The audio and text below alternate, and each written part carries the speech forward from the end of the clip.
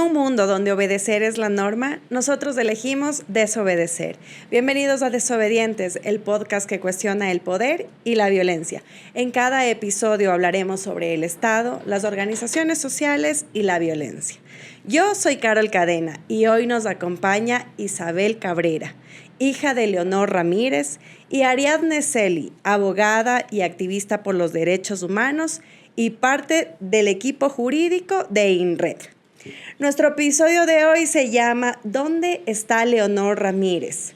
La lucha de una hija contra el olvido institucional. Bienvenidas Isabel y Ariadne. Qué gusto tenerles por aquí, Isabelita. Muchas gracias, buenos días. Ariadne. Pues vamos a empezar con nuestras preguntas random, ¿ya? Así que vamos a empezar por Isabelita. Isabelita, cuéntenos, ¿cuál ha sido la última travesura de cualquiera de sus hijos, la que más se acuerde, para que usted nos cuente? Bueno, la travesura de mis hijos es de mi último hijo. Mi hijo se llama Santiago y por estar en el trabajo, de pronto relajándose un poquito, un día X tomó un poquito de licor. Como tenía una motito, él venía del trabajo en la noche y tuvo un grave accidente en la Galo Plaza, entonces le fracturaron el fémur a mi hijo y esa fue la travesura más grande, porque obviamente no es solo una travesura, es un dolor muy grande, como madre lo digo, porque podía haber hasta perdido la vida a mi hijo. Esa fue la travesura más grande de mi último hijo. Uy, Isabelita, bueno, le acompañamos en estos momentos y esperamos que Santiago esté bien y no haga más de estas travesuras. Ariadne, ¿qué te inspiró a estudiar Derecho?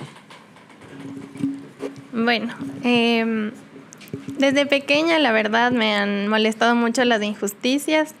Yo me acuerdo que los niños peleaban o molestaban a otros niños y yo me metía para defenderles. Después, con el tiempo, me fui haciendo más consciente de otro tipo de injusticias y decidí que quería estudiar algo con lo que pueda aportar, así sea con mi granito de arena, para construir un mundo más digno para todas y todos. Muchísimas gracias, Ariadne. Isabelita, entonces les invito a tomar asiento con Luis Ángel. Sigan, por favor.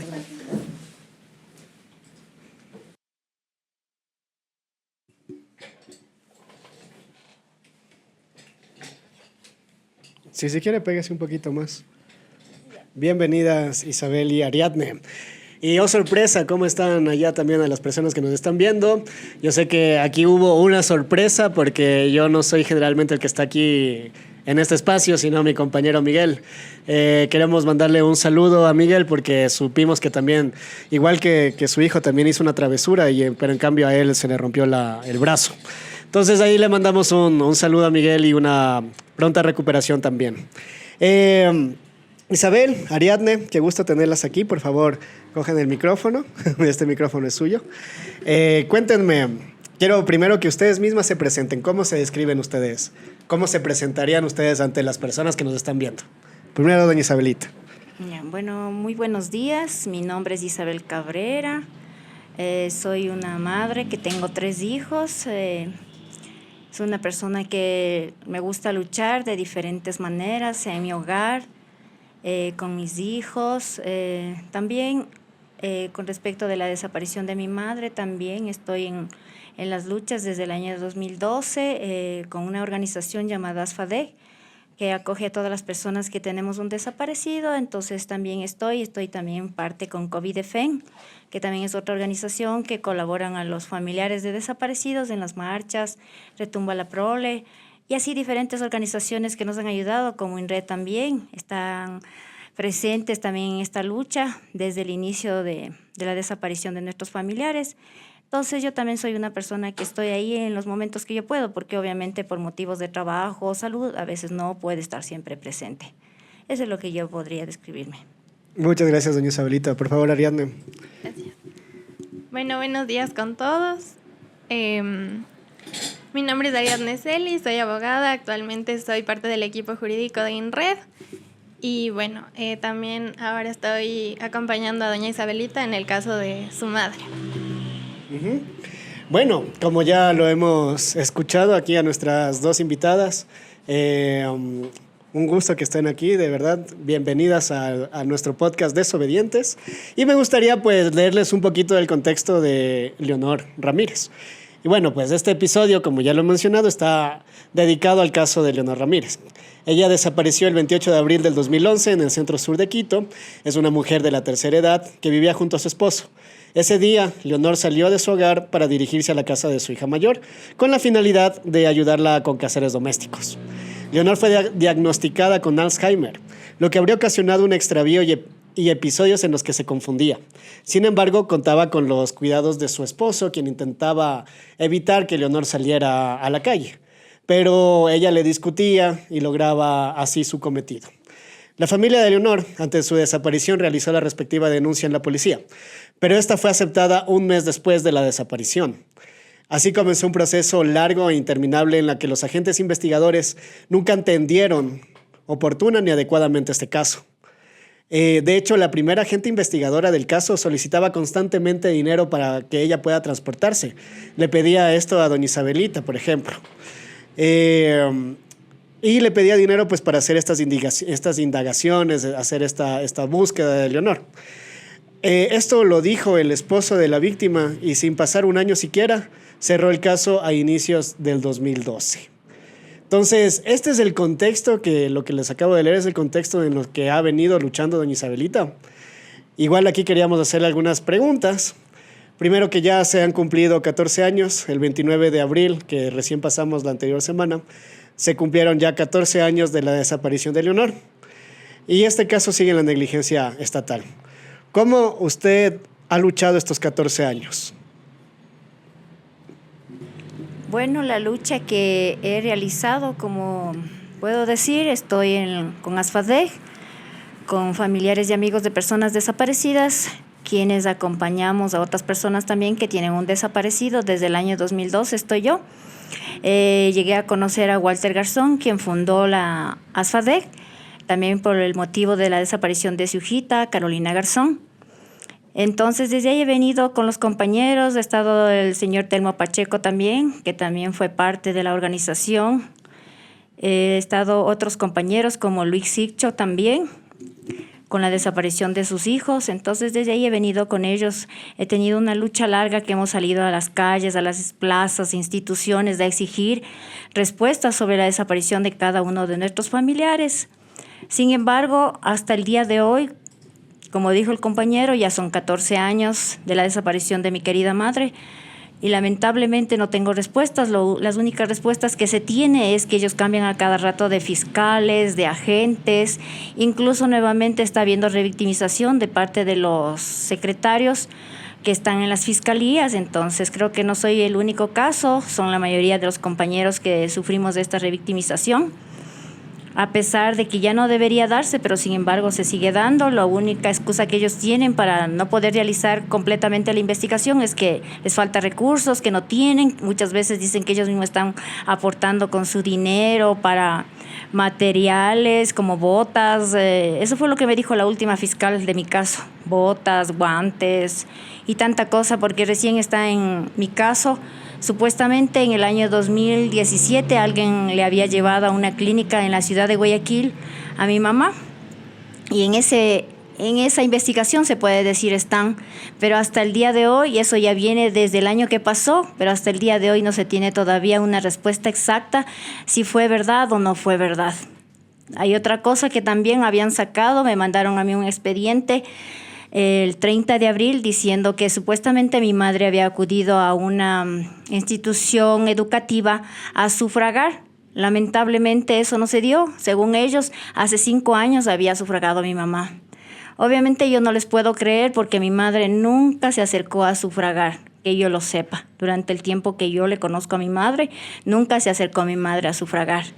Y es lamentable que muchas veces pienso que las autoridades que están a cargo de esta investigación como que tratan de desviar la investigación por otro lado para que de pronto yo le dé la muerte presunta a mi mamá. Y lamentablemente, como les he dicho a las autoridades y aquí también, no voy a dar el brazo a torcer hasta que no me enseñen por lo menos algún resto que sea evidente que sea de mi madre.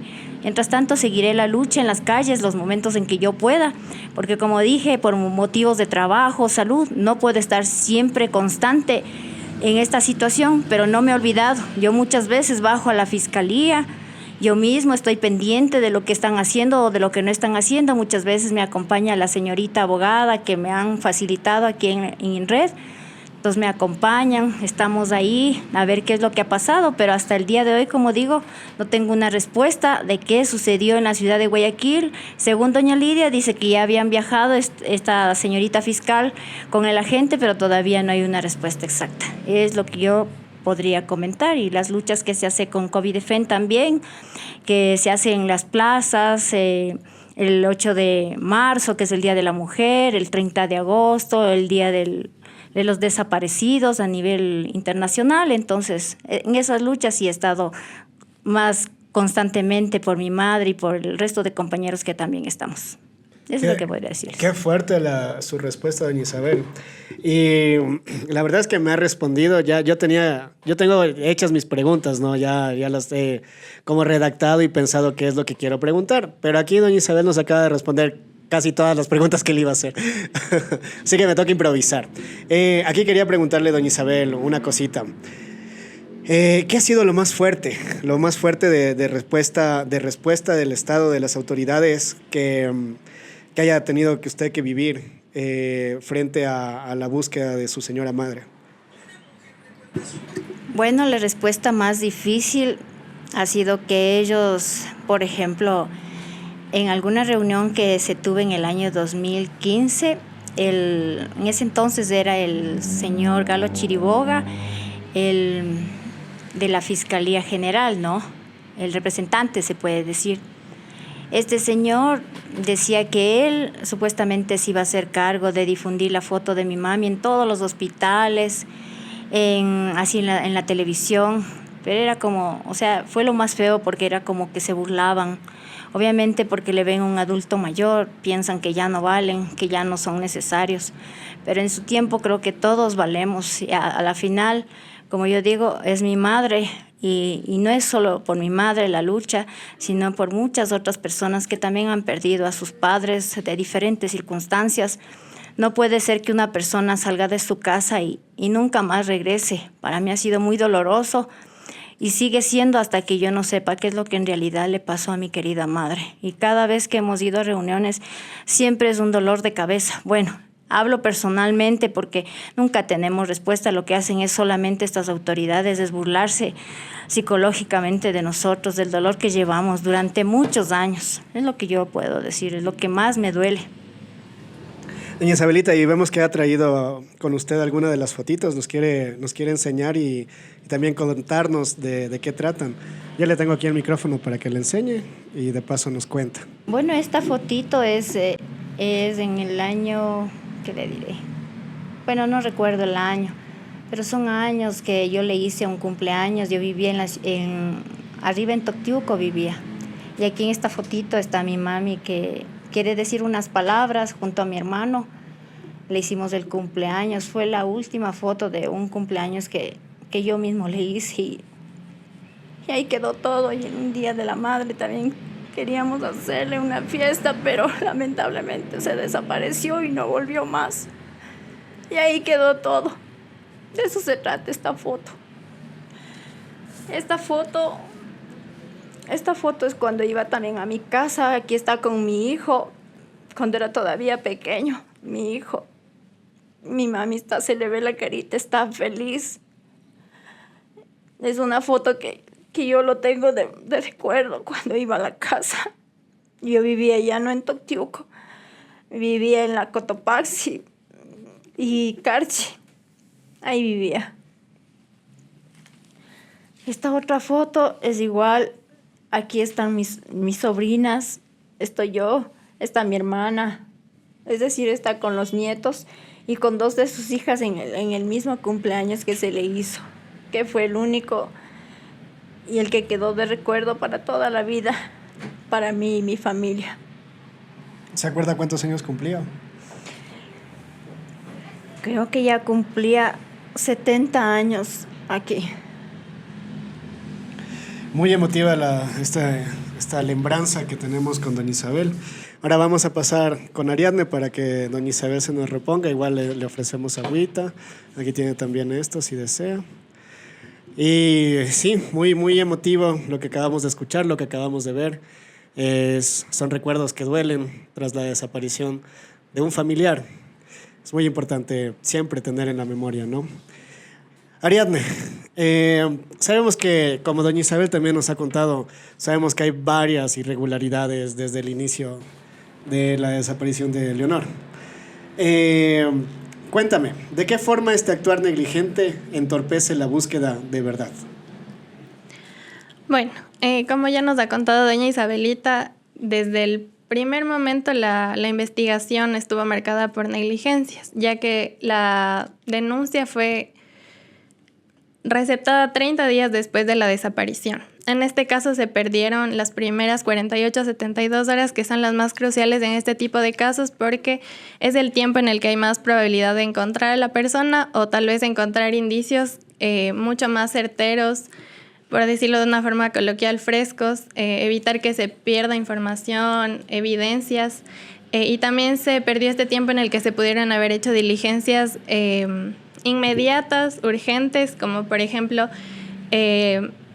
contacto con familiares y testigos más cercanos para obtener información respecto a los últimos movimientos de la persona, igual ir a lugares frecuentados por la persona. En este caso sabemos que Leonor solía frecuentar bastante el centro histórico y hay muchas personas que le conocían ahí.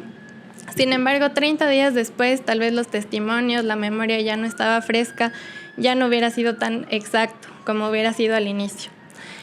También creo que es importante mencionar que se trata de una persona adulta mayor, perteneciente a un grupo prioritario. Entonces, la búsqueda en este caso, en general, la búsqueda de personas desaparecidas debe ser inmediata, diligente. Pero en casos específicos de personas en situación de vulnerabilidad, en este caso incluso doble vulnerabilidad por la enfermedad degenerativa de Leonor, el caso debía haber sido, o la investigación debía haber sido diferenciada, más especializada. Creo yo que debía haberse designado a un fiscal y agentes investigadores capacitados en estos temas.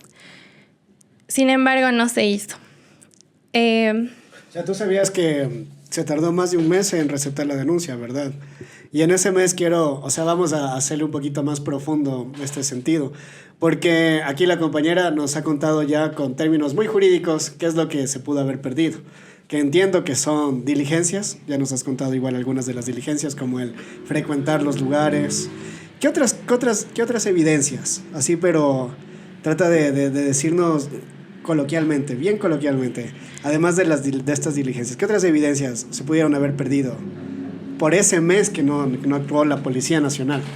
Ni la DINASED en ese tiempo no existía, ¿no? Creo que lo principal, la búsqueda inmediata en lugares, tanto los lugares que se frecuentaban como también, por ejemplo, hospitales, centros de salud, en este caso al ser una persona adulta mayor también centros gerontológicos. Como menciono, las primeras 48 horas hay más probabilidad de encontrar a la persona. En este caso se perdió ese tiempo y... Es un mes de negligencia, ¿no? Y en ese sentido, ¿tú crees que si hubieran receptado la denuncia? Bueno, también es que hay que ponernos un poquito más en contexto. Estábamos en un año en el que todavía no existía ley de desaparecidos. Todavía las personas decían que si uno acudía a la policía y decía está desaparecido tal persona, le salían con alguna respuesta de que se fue con el marido, o ya se fue con otro lado, o se fue de chupe, o está borracho, o este tipo de cosas, y que tenía que pasar, de verdad, de por ley, tenía que pasar 72 horas. O sea, los mayas no acogían esa denuncia. Después, ya con el trabajo de ASFADEC, con el trabajo de INRED, se hizo la ley de desaparecidos. Y ahí se estableció el hecho de que ya no es necesario esperar tanto tiempo para denunciar la desaparición de una persona. Pero aquí es lo que quiero que más que nos saltemos lo técnico, o sea, seamos un poquito críticos de cómo era el actuar, ¿no? En esas 72 horas que efectivamente no recibieron la denuncia, se perdieron tantas evidencias y tantas cosas, pero igual son 72 horas, ahora ya puedes hacerlo desde las 24, ¿no? O sea, ¿qué opinas de eso? ¿Crees que haya cambiado en algo la búsqueda de personas desaparecidas? O sea, tal vez en el papel o en la norma ya se permite, digamos, o ya no hay un tiempo específico que hay que esperar para poner la denuncia, pero aún así se siguen denunciando casos en los que no se recepta la denuncia dentro de las 24 horas. Les piden que al menos esperen las 24 horas, justamente por eso siempre están primero los prejuicios, por ejemplo, en caso de mujeres. Normalmente se dice que estaba embarazada, que se escapó con el novio. Tal vez en caso de hombres lo que se dice es que por algún vicio o alguna deuda, como se escaparon y se fueron voluntariamente. Entonces, de verdad no hay, creo yo, una voluntad estatal como para tratar estos casos como debería tratarse. Doña Isabelita, ¿usted qué le dijeron para justificar que no iban a aceptar la denuncia en ese momento? ¿Se acuerda? Bueno, cuando yo puse la denuncia la primera vez era antes en la PJ, porque como usted dijo, no había la DINASET. Entonces ellos, ese momento les receptaron la denuncia, pero no hicieron nada. Y eso después fui a poner nuevamente la denuncia, y entonces ahí en el 5 de mayo recién tomaron, como quien dice, la denuncia ya en serio. Pero igual no se movieron tampoco. Fue después de un mes cuando me dieron una agente fiscal que igual no hizo nada, no se movió para nada. Como usted dijo al inicio, yo le llamé al inicio que vaya con mi papá, mi hermana, a la investigación en la Plaza de Santo Domingo, porque por esos lugares mi mamá frecuentaba. Pero lamentablemente esta señorita, ella decía que ella no conocía Quito y que yo tenía que ir a la PJ, sacarle y pagarle el taxi, las llamadas telefónicas. Y obviamente por motivos de trabajo, pues yo no podía estar ahí. Mi papá le esperaba incluso ahí en la Plaza de Santo Domingo con mi hermana, pero ella nunca llegó. Después yo le llamé, que qué pasó. Ella me dijo que estaba con la señora fiscal en otro caso, o sea que no le dio importancia prácticamente al caso de mi mamá. Qué fuerte. El viejo y el nuevo Ecuador parece que se parecen muchísimo, ¿no? Bueno, vamos a hacer una pausa aquí para darle paso a Carol con el dato desobediente. Así que, Carol, por favor.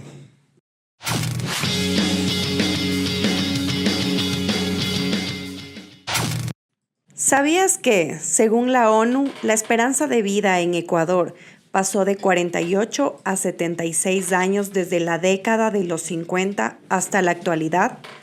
Pero el sistema trata a los adultos mayores como desechos, cuando dejan de ser productivos.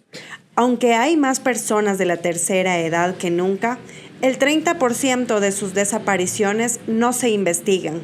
Enfrentan abandono y políticas públicas inexistentes. Qué fuerte este dato, Carol, muy, muy, muy fuerte. Y la verdad es que nosotros aquí desde el INRED hemos hecho ya algunas investigaciones y algunos productos audiovisuales que reflejan este sinsabor, ¿no? del trato a los adultos mayores, de que ya son considerados no productivos y por ende son desechados, ¿no? Y es a tal punto que nosotros mismos desde el INRED les invito a ver también, si tienen el chance, pongan en la página, en nuestro canal de YouTube de INRED, todo el tema de Leonor. Ustedes ponen adultos mayores o Leonor Ramírez y van a salir 2 videos que les va a interesar muchísimo. Les invito a ustedes, el público que está escuchando este podcast o que nos está viendo, que luego se dirijan a ver esos videos que estoy seguro que les van a sorprender. ¿Y por qué? He estado un poquito metido en este tema y sí me importan mucho los adultos mayores. Por eso me siento un poquito como también tocado por estos temas, ¿no? Entonces, quisiera preguntarle, doña Isabelita, ya con lo que escuchamos que nos dijo Carol. Y ya nos ha contado, de hecho, un poco de cómo ha sido el trabajo desde ASFADEC, desde COPIDEFEM y demás, pero cuénteme, ¿cómo han hecho ustedes como organización para no dejar que la desaparición de Leonor Ramírez siga en investigación o no se la cierre? O sea, nosotros como organización hemos seguido juntos en esta lucha, ¿no?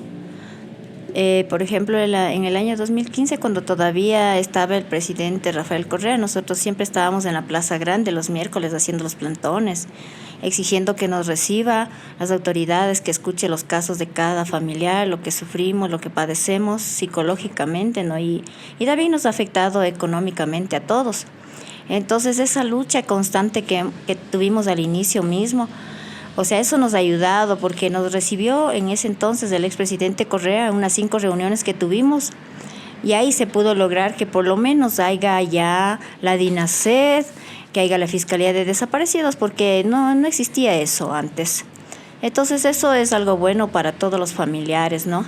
O sea, no se puede decir que estén haciendo ahora las diligencias mejores que antes, no. Pero por lo menos tenemos a dónde acercarnos, dónde poner la denuncia o qué hacer. La organización mismo, ASFADEC, les ayuda incluso dándole los datos, cómo puede hacer cuando quiere hacer una denuncia por un desaparecido. Entonces, como compañeros, o sea, todos estamos para ayudarnos mutuamente en esta lucha que cada uno de nosotros vivimos a diario, en el diario vivir, como ustedes ven. No es fácil llevar a cuestas el dolor que uno siente de un familiar que está desaparecido, ¿no? Porque siempre habrá ese espacio vacío, esa cama, ese cuarto, muchas veces las prendas de vestir y todo eso, a uno le traen recuerdos demasiado dolorosos como familiares. Entonces, por esa persistencia, esa lucha, y como al resto de compañeros que hemos luchado desde un inicio, desde el año 2012 que se formó ASFADEC, por lo menos, si no les llegamos a encontrar a nuestros familiares, ya sea vivos o muertos, por lo menos el consuelo que tenemos es que queda un precedente de nuestra lucha para el resto de personas que tienen un desaparecido, que no dejen que se quede las cosas en silencio, sino que sigan luchando, que no se dejen abatir por lo que dicen las autoridades, que se callen, que no se unan a asociaciones. No, es todo lo contrario, debemos seguir adelante esta lucha hasta donde podamos. Si es que los recursos les da a otras familias, pues seguir adelante con su lucha y no claudicar, no botar los guantes, como quien dice. Eso. Sean muy cautelosos con las palabras de Isabel, porque la verdad, la lucha está en las calles. Y si es que ustedes, las personas que nos están viendo, si es que ustedes tienen o saben de alguna vulneración de los derechos humanos, que igual pueden ser desde desapariciones hasta cualquier otro tipo, tengan en cuenta que la organización social y la presión social en las calles son lo que en realidad mueve la justicia en este país. Bueno, o sea, por nuestro lado, ¿no? Por el lado de las organizaciones, de los movimientos, la justicia se mueve en las calles, en la presión social. Por el otro lado, pues, sabemos que por la plata se mueve la justicia, ¿no? Pero en este otro lado lo que nos queda es la lucha y la organización. Y aquí quería hacerle una última pregunta a doña Isabel. ¿Y qué es lo que ya nos ha contado igual desde en la primera intervención, ¿no? Pero qué es lo nuevo que le han dicho los fiscales? ¿Cómo están justificando estas nuevas negligencias que han tenido con su caso? Como le dije anteriormente, dice que ellos no tienen recursos, que el gobierno no les da autos, que no tienen para los materiales necesarios de investigación. Entonces, todo eso dice que a ellos se les dificulta llegar al punto exacto de lo que en realidad ha sucedido. Por ejemplo, a mí me decía el señor agente, cuando yo le decía la última versión que me dice que le han visto en Guayaquil a mi mamá, y supuestamente ahí decían que también tenía una discapacidad. Entonces yo le dije que discapacidad, el hecho de tener una enfermedad, no es una discapacidad. Ella tiene Alzheimer, sí, pero ella nunca ha sido de pronto que no ha tenido un pie o un brazo, no ha sido de ese tipo de personas. Entonces él me decía, o sea, porque yo le decía, lléveme a mí a Guayaquil, o sea, yo como hija de pronto puedo identificarle a mi mamá, porque qué mejor estar uno ahí presente, pero yo decía que no, que los familiares entorpecemos la investigación. No sé en qué sentido dirán que entorpecemos la investigación si nosotros somos los primeros indicados como familiares en querer hallar a nuestro ser querido, sea como sea que esté. Entonces eso es, ellos ponen siempre ese obstáculo, que no hay recursos, que no hay esto, que no sé, creo que les hace falta que también los familiares les llevemos de pronto una computadora, no sé, una copiadora, papeles, para que saquen las copias, no sé, es un decir, ¿no? Porque siempre nos ponen trabas a todos los familiares. Y ojito, porque también en la ley de desaparecidos supuestamente está que la policía, la DINASED, las autoridades deben recibir capacitaciones incluso desde las personas familiares y amigos de personas desaparecidas, porque ellos son los que saben, Ustedes como externos lo que deben hacer es investigar, pero también atenerse a las palabras de los familiares. Así que ahí también, si es que nos está viendo alguna persona funcionaria pública de DINASED, también que haga eco de este reclamo, ¿no? Entonces vamos un poquito más técnicos ahora, pero no con tantas palabras técnicas, por favor, Ariadne. ¿Cómo le ves tú al caso? ¿En qué momento del caso estamos jurídicamente? Bueno, en realidad el caso, como ya nos dijo doña Isabelita, no ha arrojado pruebas contundentes ni determinantes respecto a la búsqueda, ¿no? El caso sigue en investigación. Lo último que pasó fue en el 2017, como nos dijo doña Isabelita, hubo una alerta de una persona con la identificación de Leonor que fue atendida en un centro de salud en Guayaquil. Lamentablemente, las diligencias pertinentes para ver o identificar si es que realmente fue Leonor, si es que fue otra persona, si se trató de suplantación de identidad, no se dio sino recién hasta este año, que ya estamos 2025, son más de 3, 4 años, ¿no? Más. Mi matemática también me falla. Perdón. Y realmente en la última reunión que tuvimos nos informaron que iban a hacer este viaje. Lo que en inicio se pretendía era trasladar el caso completamente a Guayaquil. Esto realmente hubiera sido un retroceso nuevamente porque hubiera implicado un cambio de fiscal, un cambio de agente investigador y también estar lejos de la familia, ¿no? Que son quienes en verdad impulsan los casos. Lamentablemente las investigaciones no son diligentes y si es que no están los familiares, los abogados defensores impulsando los casos, estos no se mueven, no se realizan las diligencias. Y además que puede ser un hombre de paja, ¿no? Porque no sabemos si es que Leonor efectivamente estuvo ahí, sino que sabemos que la cédula se ha registrado, pero no sabemos quién está detrás de esa cédula. Sería como también... Y eso es lo que tienen que revisar justamente, ¿no? Los registros, entrevistar a las personas que trabajaban ahí, pero ya tantos años después... puede que ni siquiera estén las mismas personas que atendieron a esta persona en el 2017, entonces se pierde nuevamente la información. También tuvimos una alerta, como mencionó doña Isabelita, de igualmente una persona con la cédula de Leonor que sufragó en las últimas elecciones. Esta alerta se hizo, creo, una semana antes de la segunda vuelta. Y realmente no tenemos información de si el agente investigador efectivamente se trasladó. E incluso aquí hubo contradicción de información, porque posteriormente nos enviaron un correo en el que respondía el CNE, en el que nos decían que no ha sufragado Leonor Ramírez en más de 5 años. Entonces hago la pregunta de quién puso, o sea, de dónde salió esta alerta de que en primera vuelta sufragó, pero luego el CNE nos dice que no, que desde hace 5 años no ha sufragado. Espera, pero eso nos mandó Fiscalía. Fiscalía. A ver, Fiscalía, por favor. Entonces, sí, lamentablemente estos casos están marcados por contradicciones, no hay un trabajo coordinado entre las instituciones, incluso en la ley de desaparecidos se crea este registro de personas desaparecidas. Sin embargo, no es un registro actualizado, de ahí no se obtiene información. O sea, desde el 2020 que está la ley de desaparecidos, está desde el 2020. Yo personalmente he acudido a reuniones de trabajo, mesas de trabajo, creo que se llama, con el mismo DINASED, con Ministerio de Gobierno, con Presidencia, Secretaría, no me acuerdo quién más, Fiscalía y demás. Y los manes estaban ya, eso les cuento que pasó en el 2021, 2022 más o menos. Y les cuento que ellos ya tenían disque listas las estadísticas ya todas juntas, ¿no? O sea, porque tenían que juntar y equiparar, ¿cómo se dice esto? Depurar también las que estén repetidas y demás, unificar estas cifras. Y hasta ahora seguimos con las mismas contradicciones en información. Fiscalía, Ministerio de Gobierno, DINASED, ¿qué onda? ¿Qué les está pasando? Aquí sí les queremos hacer una jalada de orejas, porque no puede ser que nos llegue una notificación de una persona que está sufragando el anterior año y que luego nos quieran desmentir el mismo CNE. O sea, ya el Estado también tiene que ponerse de acuerdo con la información que nos está enviando. Por favor, desde aquí les hacemos, desde Desobedientes, les hacemos este eco. Bueno, vamos a pasar ahora con el último dato desobediente. Gracias por responder nuestras preguntas. Vamos a pasar ahora sí con el último dato desobediente a cargo de Carol. Vamos, Carol.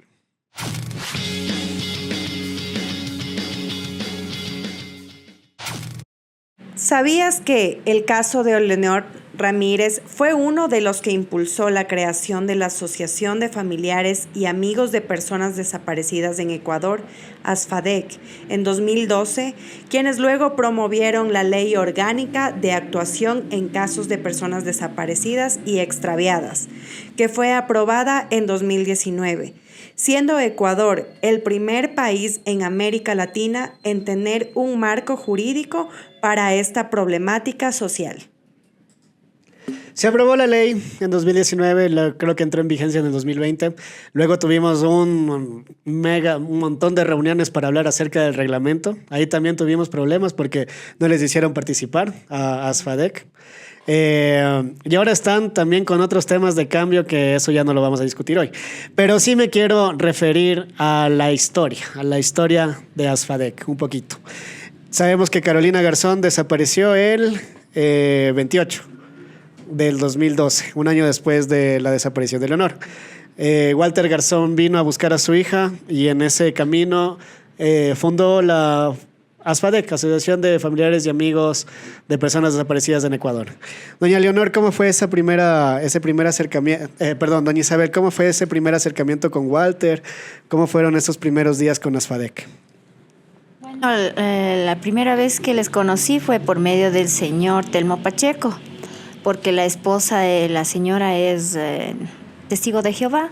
Entonces, como yo asisto igual a esas reuniones de fe, me conozco con la esposa. Entonces la esposa me dijo, hay una organización, le comenté de la desaparición primero de mi madre. Entonces la doña Olguita me dice, ¿sabe qué? Mi hijo también desapareció, mi esposo está formando una organización con un señor colombiano también que perdió a su hijita, que es Carolina. Entonces desde ahí yo les llegué a conocer, le conocí a Walter, una linda persona, porque igual él también con la lucha de su hija iba recogiendo carteles en lugares que habían pegado, iba llamando a las personas. Al inicio nos hicimos una organización bien grande con muchas personas que habían desaparecido de sus hijos. Hacíamos reuniones, todos compartíamos nuestras vivencias. Él llamaba incluso a personas periodistas que nos hagan entrevistas. Él fue el promotor de se puede decir aquí, dice una recompensa, ¿no? Él ya tenía en la fotito de su hijita, cuando yo le conocí, una recompensa de 200,000, si alguien sabía del paradero de Carolina. Entonces él decía que todos los familiares deberíamos tener la misma recompensa, no solo él, porque todos tenemos el mismo derecho. Entonces también se luchó por eso con él en las calles, en las plazas, y se logró a este punto. Todos los familiares ya tenemos se puede decir, la recompensa, ¿no?, de los 200,000. Entonces ha sido una lucha bien grande. La organización ASFADEC es una organización sin fines de lucro que lo que hace es ayudar a las personas que se les desaparece un familiar. Nos apoyamos en lo que podemos psicológicamente, lo que se puede, ¿no? La organización colabora, incluso INRE también nos ha colaborado, nos han llevado ellos también a talleres en los que hemos también trabajado en lo que se ha podido, nos han hecho ver muchas cosas, incluso han estado con abogados, con personas de comunicación, muchas veces psicológicamente. O sea, nos han ayudado bastante y toda esa gran ayuda nosotros no dejamos en un recuerdo, sino que todo lo contrario, lo vivimos a diario, y esas experiencias, esas vivencias también queremos compartir con otras personas que también sufren la misma circunstancia que nosotros.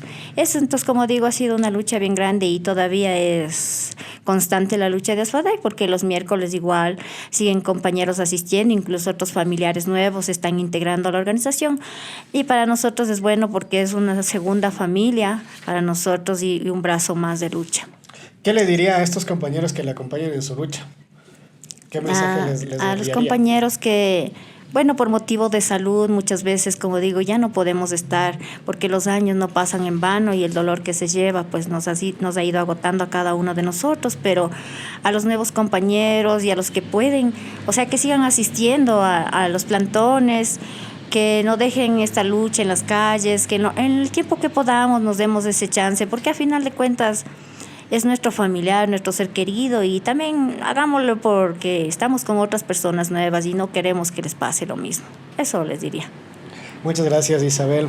Ariadne, Cuéntame, Ariadne, ¿cuáles son las herramientas legales que ahora que les queda a las personas que están enfrentando actualmente una vulneración, una denuncia por desaparición?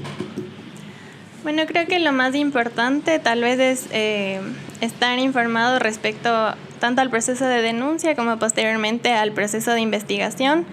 Lamentablemente, desde Fiscalía o las autoridades estatales muchas veces no se da la información pertinente y creo que es importante resaltar 3 puntos.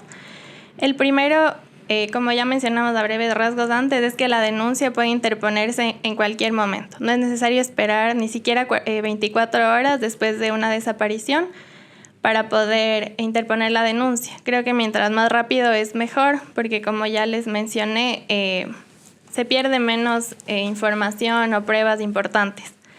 El segundo es que, según la nueva ley de personas desaparecidas, estos casos ya no pueden ser cerrados, las investigaciones ya no pueden cerrarse, sino o hasta que se encuentre la persona con vida o hasta que se encuentren los restos y se identifique que se tratan de los restos de la persona. De ahí las investigaciones deben mantenerse abiertas, por lo que si se llegaran a cerrar, creo yo que se podrían tomar acciones para la sanción correspondiente de los funcionarios. Y por último, que la presunción de vida es la regla en este tipo de investigaciones. Lamentablemente esto no es aplicado por los fiscales, pero realmente eso está en la ley, es uno de los principios que rige este tipo de investigaciones. Entonces, no lo olvidemos, que se puede exigir que las líneas investigativas sean otras distintas a la muerte de la persona. Eso. Muchas gracias, Ariadne. Y bueno, pues este ha sido también como una jaladita de orejas para los funcionarios, que yo sé que capaz no nos van a escuchar del todo, pero por ahí, si tú tienes un amigo, amiga, familiar, funcionaria pública, sobre todo de DINASET o de Fiscalía, hazle ver este podcast, por favor. Compártelo con estas personas que es necesario que escuchen también desde la voz de los familiares, ¿no? Y bueno, ya estamos cerrando este capítulo de hoy de Desobedientes. Nosotros tenemos aquí una linda costumbre de entregar estos llaveritos que dicen desobedientes. Pero para hacer entrega de estos llaveritos tenemos que hacerles una pregunta bien invasiva, no mentira. Una pregunta que ustedes, que es como para romper un poquito la formalidad, ¿no? Entonces, doña Isabel, cuénteme, ¿por qué usted considera que en este momento que estamos viviendo coyunturalmente en el país, que con las cosas que se ven, con las cosas que vemos, con los mismos problemas que enfrenta la organización, los casos de personas desaparecidas, cuénteme por qué es importante ser desobediente? Bueno, no, para mi concepto no es importante ser desobediente. Todo lo contrario, deberíamos ser obedientes, porque hasta en la palabra de Dios dice que si obedecemos las cosas tanto a la ley humana como a Dios, todo nos irá bien. Entonces yo pienso que todas las personas, incluso las personas institucionalmente, ellos son los desobedientes, porque ellos, discúlpenme, hacen lo que les da la gana. O sea, no les importa el ser humano. Pero ¿qué tal si fuera su familiar? O sea, ahí sí, enseguida, como tienen amigos, parientes muchas veces que trabajan en instituciones públicas, enseguida les buscarían cielo, mar y tierra. Entonces yo pienso que deben ponerse en los zapatos de cada una de las personas, de los ciudadanos en general, porque a la final de cuentas la ciudadanía es la que trabaja y gracias a nosotros, a todos, ellos reciben sus sueldos en sus puestos que tienen de trabajo. Imagínense, la ciudadanía tenemos que trabajar duro para poder pagar nuestros impuestos, porque si un día no pagamos, o sea, obviamente nos cortan la luz o el agua. En cambio, a estas personas funcionarias no hay quien les ponga una ley. Entonces ellos son los desobedientes y sí pediría que dejen de ser desobedientes y pongan ya los pies en la tierra, no que anden volando en las nubes. Eso es lo que yo le diría. Muchas gracias, Isabel. Ya le vamos a hacer el cambio a Isabel, nomás solo a ella. Le vamos a poner aquí una O para que esté de acuerdo a su pensamiento. Tenga, Isabelita. Ariadne, ¿te consideras desobediente? Sí, ¿no? ¿Por qué? Yo creo que sí. Creo que en un mundo que nos enseña que lo más importante es enfocarse en uno mismo, el individualismo. Como ya mencionó Luis Ángel, para mí creo que la respuesta es la organización, la respuesta es seguir luchando. e impulsando este tipo de luchas que muchas veces son olvidadas o relegadas. Y creo yo que es mucho más, no sé si decir fácil, pero tal vez transitable si es que se hace en conjunto. Entonces, nada, existimos organizaciones, personas que estamos dispuestas a acompañar y que no descansaremos hasta encontrar justicia, verdad y reparación para las víctimas. Porque por las personas desaparecidas nadie se cansa, dice doña Lidia. Bueno, esto ha sido todo en este programa. Ya mismo le doy el paso a Carol para que también se despida, pero quiero aprovechar para decirles que compartan, que nos sigan, que compartan este podcast. Nos pueden seguir también a nuestro Instagram, Desobedientes Pcast, a nuestro TikTok, Desobedientes Podcast. Y estamos en el canal de INRED, en el canal de YouTube de INRED, donde van a encontrar el playlist Desobedientes, donde va a estar subido este capítulo. Yo soy Luis Ángel, no sé si les gustó mi conducción. Si no les gustó, déjenme ahí un comentario diciendo qué puedo mejorar, qué puedo cambiar. Si quieren que vuelva Miguel, pongan comentarios, #vuelve a Miguel, te queremos Miguel, o alguna cosa así media cursi para que sepan que lo quieren. Que estamos preocupados por su bracito también, Entonces, eso ha sido todo. Muchas gracias. Esto es Desobedientes. Le doy paso a Carol para que se despida. Agradecemos a nuestras invitadas de hoy. Gracias, Isabelita, Ariadne y Lucho. Qué gusto compartir este podcast contigo. Miguel Ángel, te enviamos también un abrazo y te extrañamos. Esperamos que te recuperes y pronto que estés aquí. Y recuerden que la mejor decisión ante la opresión es desobedecer. Nos vemos en una próxima. Chau, chau.